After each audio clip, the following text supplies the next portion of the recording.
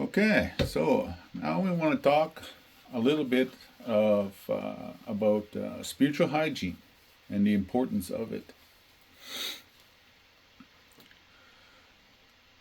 Uh, we live in a very crazy world these days. There's a lot of things going on.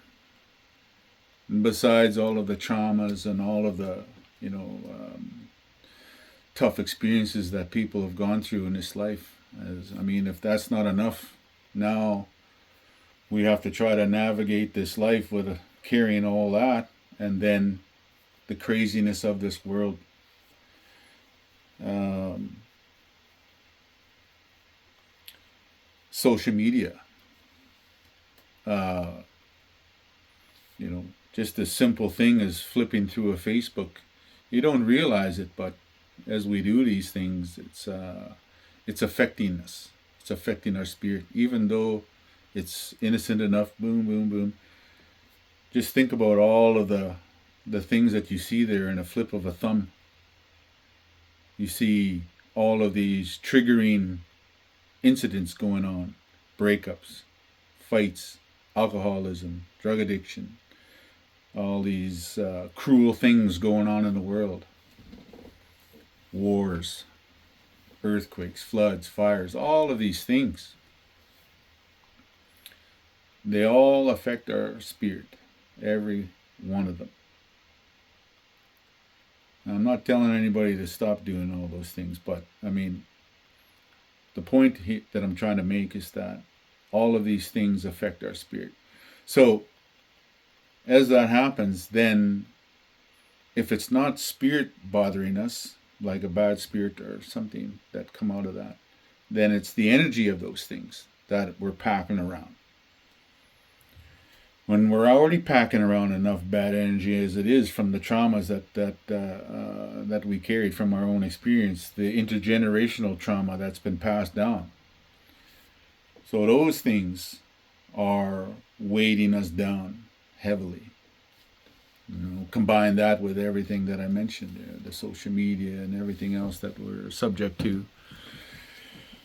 So,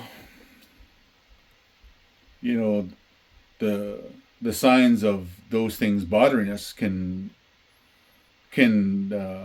look like depression, can look like anxiety, can eventually turn into physical sickness if left too long.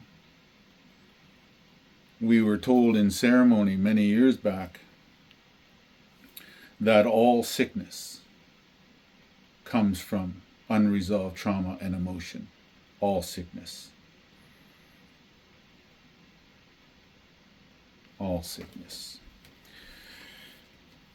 So,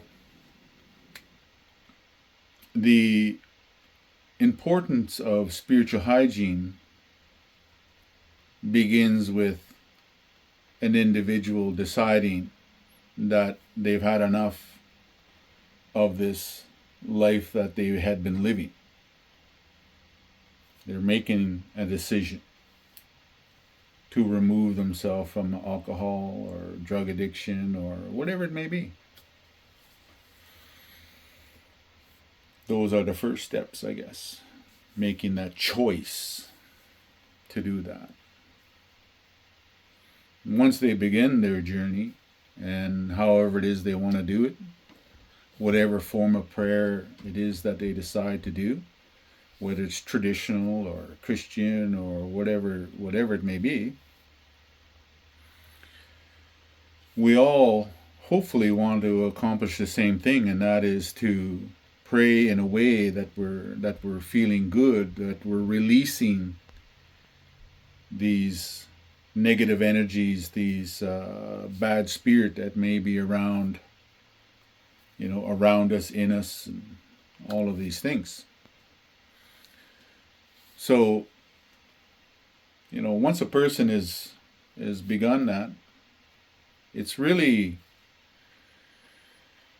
I don't know if simple is the way I want to say it, but in my personal journey, I like to keep things simple. So maybe I'll say that it's simple, and that is to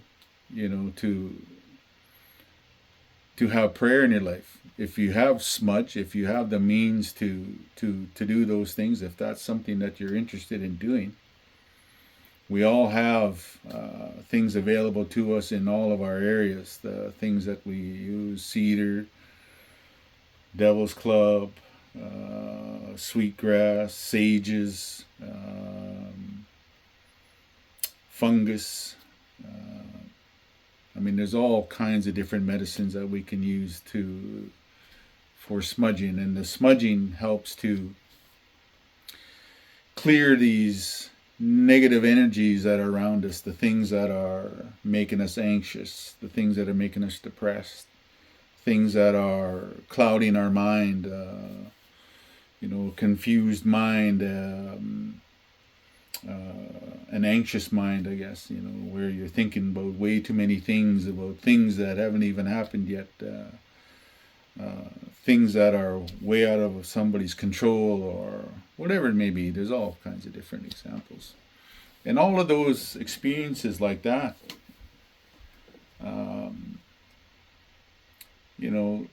they're not fun to live with. So keeping up with the prayers, your daily prayers, and the smudging will help with all of these things that I had mentioned.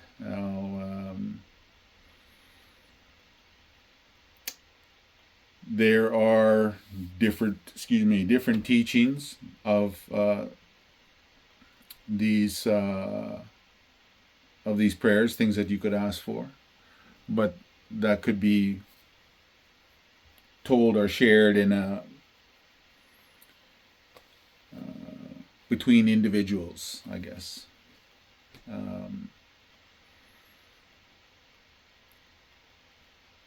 As somebody that tries to help others, I'm not trying to get people to do the exact thing that I do. So I like to present an idea, sharing of something. If you like to do it, then that's what you choose to do. But anyways, that's my interpretation of spiritual hygiene.